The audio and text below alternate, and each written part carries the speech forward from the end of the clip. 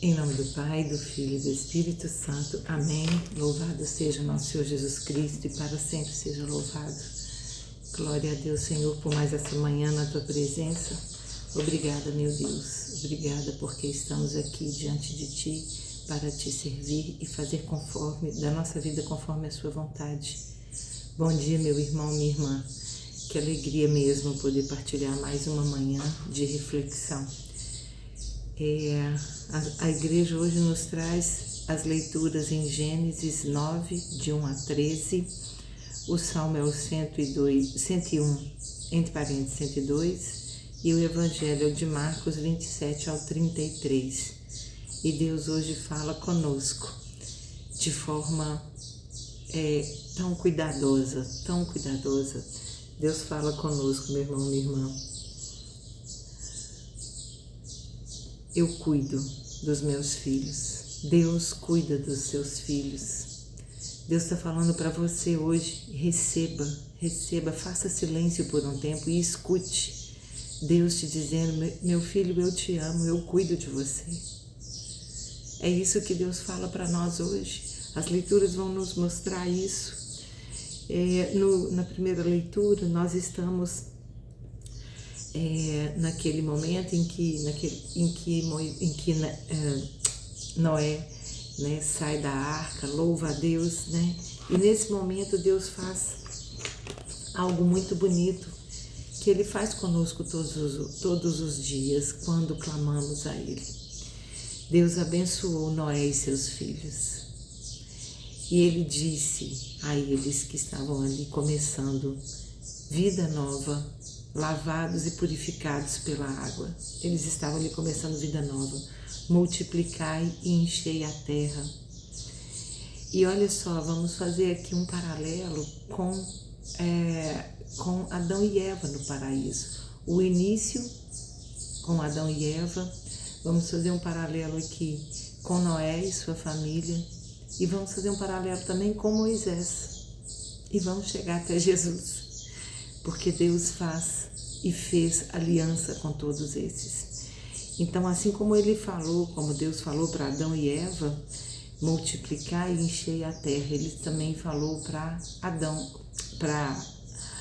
Noé e seus filhos e sua família. E Ele fala também, os animais e tudo mais te servirá. Assim Ele também falou para Adão e Eva. Era um início.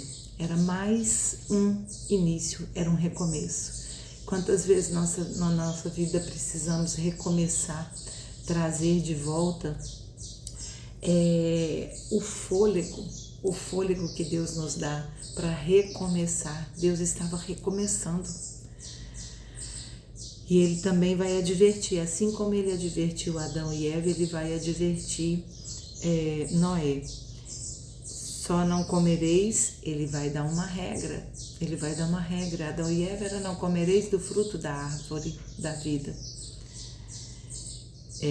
O fruto da árvore do conhecimento do bem e do mal, desculpa. Aqui Ele vai dizer, não comereis carne com alma e o sangue. Aqui a carne com alma somos nós, são os homens, né? E Ele vai dizer isso por causa do assassinato de Abel por Caim. Então, Ele está ali já dizendo, eu sei da natureza. Então, Ele vai dizer esse que já vira um mandamento, não matarás. E Ele então diz, eu pedirei conta do que matar, que foi proibido. Então, pois Deus fez, por quê que não pode matar? Porque o outro é a minha imagem e semelhança. Então, o mandamento de não matar é porque somos a imagem e semelhança. E quando um homem mata o outro, na forma genérica, né, de homem, dizendo homens e mulheres, está matando o próprio Deus, porque é a imagem e semelhança aquele outro. E aí Ele também vai dizer, Ele também disse isso para Moisés, na aliança, quando Ele fez uma aliança com Moisés, Ele também disse, sedes fecundos e multiplicai com abundância por toda a terra. Deus fez aliança com Adão e Eva, Deus fez aliança com Noé e sua família, Deus fez aliança com Moisés. E ele diz então que essa aliança com Noé não haverá mais dilúvio. E Deus disse, mandarei um sinal que dirá que eu estou contigo. O sinal da aliança de Deus com Noé e sua família e também conosco é o arco sobre o céu e a terra, o arco-íris que paira no céu. Hoje um símbolo distorcido, mas precisamos lembrar que o arco-íris no céu é o sinal da aliança de Deus conosco.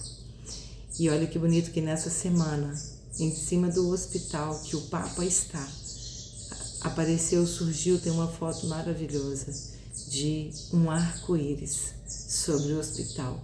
É o sinal que Deus está ali. Deus está ali no comando de tudo. E o Salmo então vai nos dizer, Senhor, ouve minha oração, chegue até os vossos ouvidos o meu clamor. E o Senhor olhou para a terra, olhou para nós, escutou nosso clamor, nosso gemido, daqueles que estavam presos ao pecado.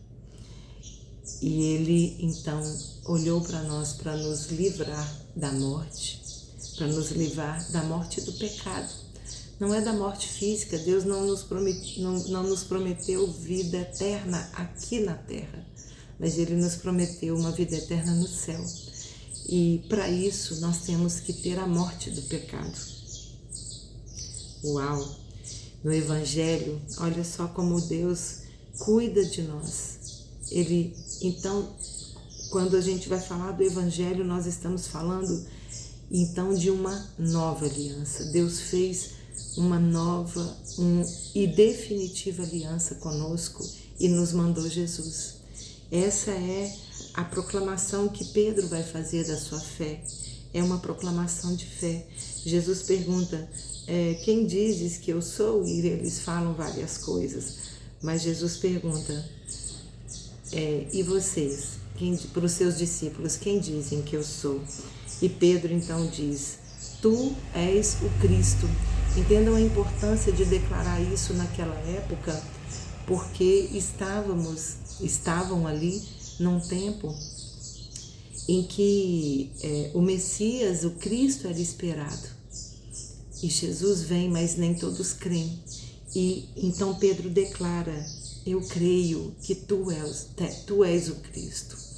Agora, entre o que a gente declara e o que a gente realmente faz, precisa haver a maturidade espiritual e a coerência, porque logo depois que ele declara que Jesus é o Cristo, né?